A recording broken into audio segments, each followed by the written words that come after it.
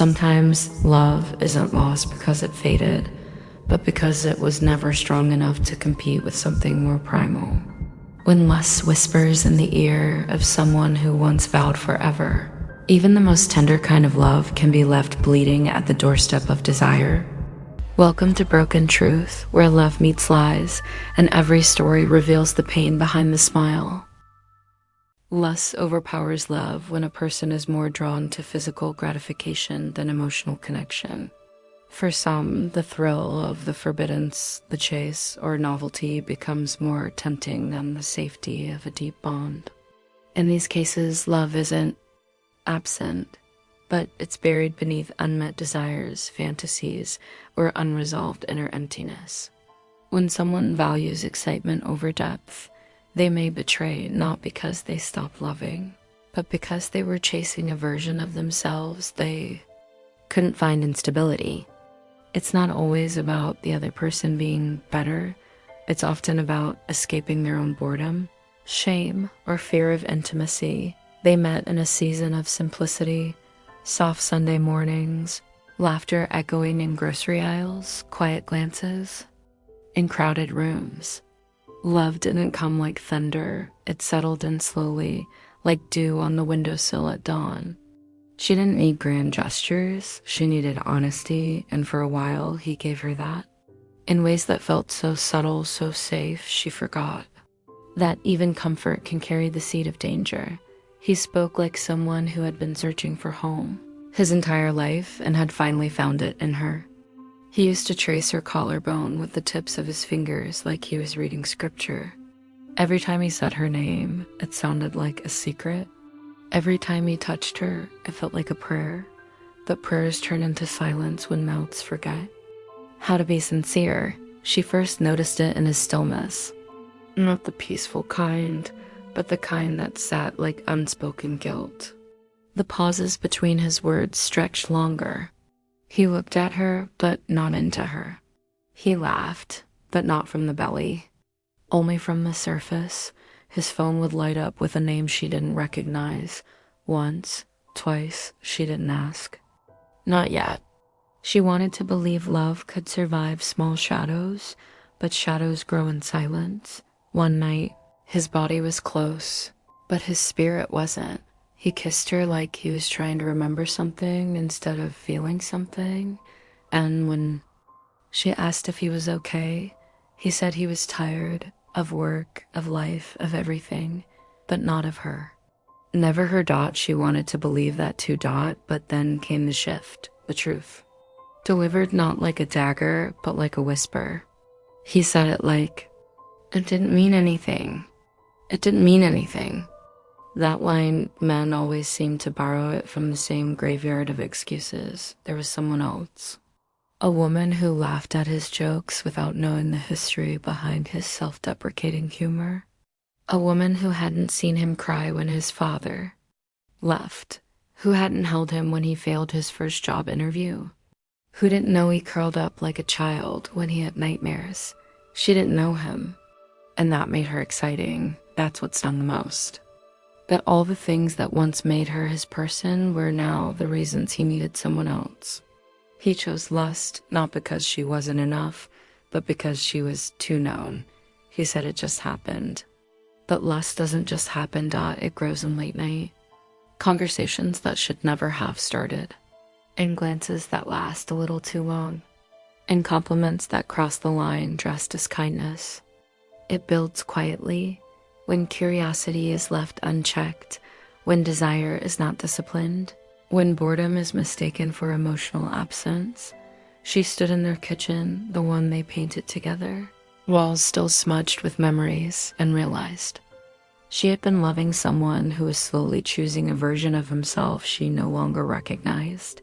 He didn't leave right away. Betrayal is rarely that clean. He lingered, said he needed time.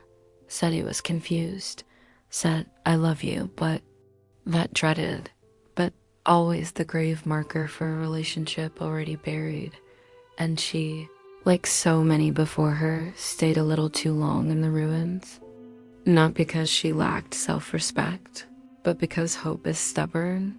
She replayed the beginning like a movie she didn't want to end. The way he used to light up when she entered the room.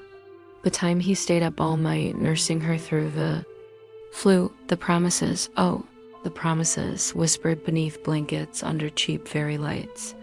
But nostalgia is a liar. She started unraveling, not all at once, but slowly, piece by piece, in the mirror, in the silence, in the way her hands forgot how to reach for him. She began questioning herself. Was she not beautiful enough? Not exciting? Not mysterious? She stood in front of her reflection and asked a question. Women have asked for centuries, what did she have that I didn't? But the question was flawed, because betrayal isn't always about someone better. Sometimes it's about someone new. It took time, painful, unforgiving time. But one day, in the quiet aftermath, she stopped asking what she lacked and started asking why she gave so much to someone who couldn't hold it.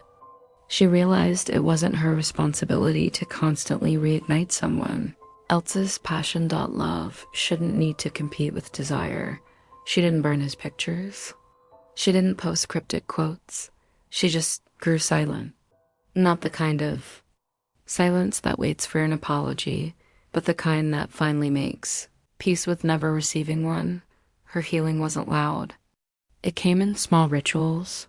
Making coffee without thinking of him, changing the bed sheets, laughing, the real kind, months later, and being startled by the sound of it. And slowly, painfully, she came back to herself, the version of her that still believed in love, but now knew that it must come with discernment, the version that wouldn't mistake lust for longing, that wouldn't trade emotional safety for momentary thrill, that wouldn't beg to be chosen by someone whose appetite changed with the seasons. She would love again, but next time, she would look for eyes that didn't wander the moment things got familiar, hands that didn't reach for novelty every time vulnerability made things too real. She no longer wanted to be new to someone. She wanted to be enough. And maybe that was the real beginning. Healing didn't come in a wave. It came in droplets.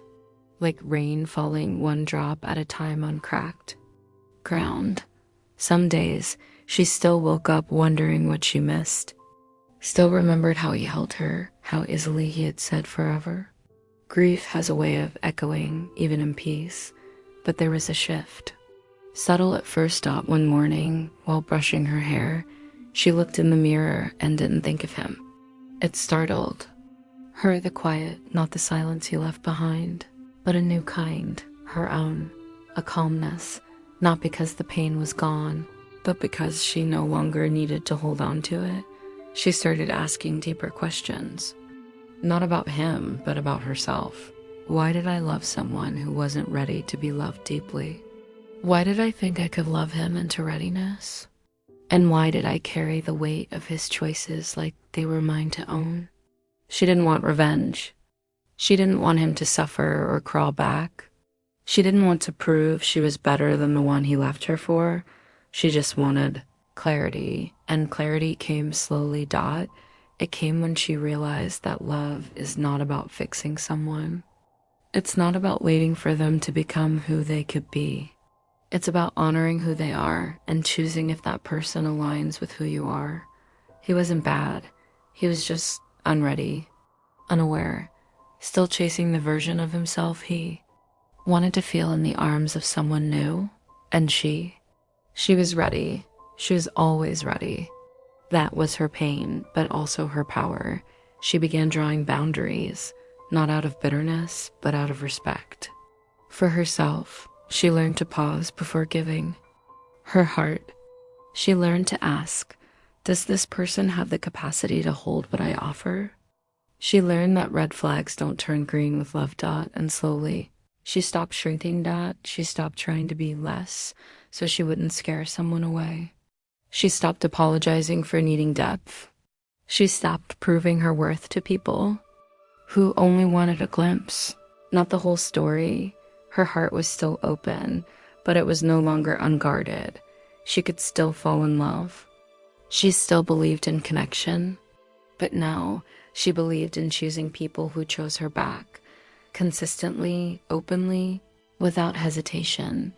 And when she met someone new someday, she wouldn't ask them to promise forever. She would simply ask them to show up every day with honesty. No grand declarations. No dramatic passion. Just truth, because love doesn't need to be a wildfire to be real. Sometimes it just needs to be steady. She didn't need to be someone's escape. She needed to be someone's home. And now she finally knew that began with being her own. Some betrayals aren't about love dying. They're about someone choosing fire over foundation. But even after that burn, healing is possible. You don't have to stop loving. You just have to stop giving your love to those who treat it like a temporary thrill. If the story touched a wound in you, you're not alone. Subscribe to Broken Truth, where we unmask the quiet reasons people betray and help you find your way back to yourself.